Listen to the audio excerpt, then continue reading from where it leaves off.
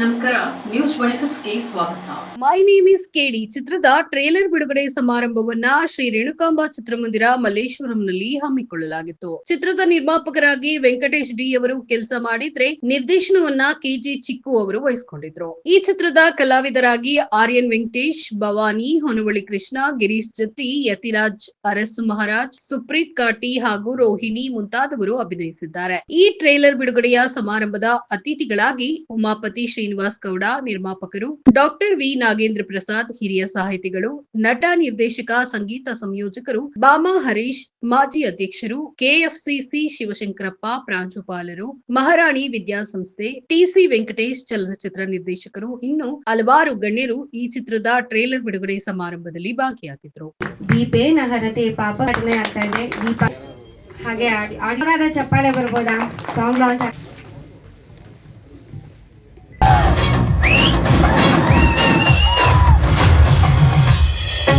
ಒಂದು ಹಂತಕ್ಕೆ ಇಂತಿ ನಿನ್ನ ಭೈರ ಸಿನಿಮಾ ರಿಲೀಸ್ ಆದಮೇಲೆ ಆತ ಸಾವಿನ ಕಡೆ ಕೂಡ ಮುಖ ಮಾಡಿದ್ದ.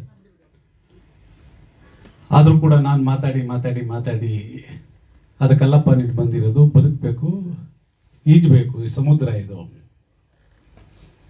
ನನ್ನ ಆತನ ಪರಿಚಯ ಆಗಿದ್ದು ನಮ್ಮ ಡೈರೆಕ್ಟರ್ಸ್ ಫಿಲ್ಮ್ ಬಜಾರ್ ಅಂತ ಮಾಡಿದಾಗ ಆ ಬಜಾರಿಗೆ ಬಂದಂಥ ಸಿನಿಮಾ. ದುರದೃಷ್ಟವಶಾತ್ ಕೋವಿಡ್ ಬಂದ ಕಾರಣ ನಮ್ಮ ಶ್ರಮ ಎಲ್ಲ ವ್ಯರ್ಥ ಆಯಿತು.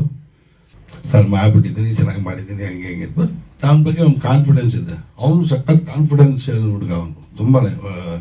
ಆಮೇಲೆ ಅವನ ಮಾತಲ್ಲಿ ಒಂದು ಇದಿದೆ ಮಾತ್ರ. ಬಟ್ ಭಾಳ ಖುಷಿ ಆಯಿತು. ಅದು ಕೂಡ ಇವತ್ತೇನು ಅಲ್ಲಿಂದ ನಾನು ಎಲ್ಲ ನಾನು ಕಳಿಸ್ಬಿಟ್ಟು ಇಮೇಲ್ ಬರ್ತೀನಿ, ಆ ಒಂದು ಪ್ರೀತಿಗೆ ಬಂದಿದ್ದೀನಿ. ಚೆನ್ನಾಗಿ ಬಂದಿದೆ ವೆಂಕಟಾರ್ಯನ್ ಎಲ್ಲ ಚೆಕ್ ಮಾಡಕ್ಕೆ ಬಂದಿರೋದಕ್ಕೆ ರೀಸನ್ ಏನು ಅಂದರೆ, ಈ ಒಂದು ಚಿತ್ರ ಸ್ಟಾರ್ಟ್ ಆಗಿದ್ದು ನಮ್ಮ ಒಂದು ಸಂಸ್ಥೆಯಲ್ಲಿ ಸ್ಟಾರ್ಟ್ ಆಯಿತು.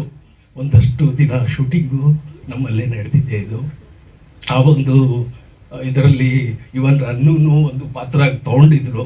ಅದೇನೋ ಕಾರಣಾಂತರದಿಂದ ಸ್ವಲ್ಪ ಹೆಚ್ಚು ಕಡಿಮೆ ಆಯಿತು ಅಂತ ಹೇಳ್ಬಿಟ್ಟು ಮತ್ತೆ ರೀಶೂಟ್ ಮಾಡಿದ್ರು. ಅದರಲ್ಲಿ ನನಗೆ ಏನೋ ಬೇರೆ ಕೆಲಸ ಇದರಿಂದ ಬಂದಿರಲಿಲ್ಲ. ನಾವು ಇಂತಿ ನಿಮ್ಮ ಭೈರ ಅಂತ ಒಂದು ಸಿನಿಮಾ ಮಾಡಿದ್ವಿ. ಅದು ಥಿಯೇಟರ್ ಅಷ್ಟು ನಾವೇ ಅದನ್ನು ಪ್ರಮೋಟ್ ಸರಿಯಾಗಿ ಮಾಡಲಿಲ್ವೋ ಅಥವಾ ಅದು ಸರಿಯಾಗಿ ರೀಚ್ ಮಾಡಲಿಲ್ಲೋ ಗೊತ್ತಾಗಲಿಲ್ಲ. ಕೋವಿಡ್ ಬಂದ್ಬಿಡ್ತು.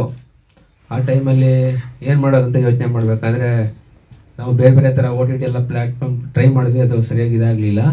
ನೆಕ್ಸ್ಟು ನಮ್ಮ ಫ್ಲಿಕ್ಸ್ ಅಂದ್ಬಿಟ್ಟು ಒಬ್ಬರು ಕಾಲ್ ಮಾಡಿ ಕೇಳಿದ್ರು, ಸರಿ ಆಯಿತು ಸಿನಿಮಾ ಶೂಟಿಂಗ್ ಮಾಡಿದ ಸ್ವಲ್ಪ ನಾನು ಹೊಲ ಒಳಗೆ ಹೋಗೋಣ, ಆ ದುಡ್ಡು ಮತ್ತು ಸ್ವಲ್ಪ TV ರೇಟ್ಸು ಸಬ್ಸಿಡಿ ಎಲ್ಲ ಬಂದಿದೆ, ಅದು ತಗೊಂಡು ಬಂದ್ಬಿಟ್ಟು ಸಿನಿಮಾ ಇನ್ನೊಂದು ಸ್ವಲ್ಪ ಯಾರೋ ದುಡ್ಡು ಕೊಡ್ತೀನಿ ಅಂದಿದ್ರು. ಸಿನಿಮಾ ಸ್ಟಾರ್ಟ್ ಆಯಿತು.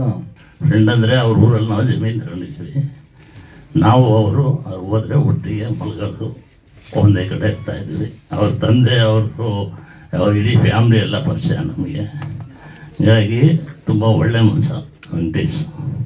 ಇನ್ನಷ್ಟು ಸುದ್ದಿಗಾಗಿ ನೋಡ್ತಾ ಇರಿ ನ್ಯೂಸ್ 26 ಕನ್ನಡ. ನಾವು ನಿಮ್ಮೊಂದಿಗೆ.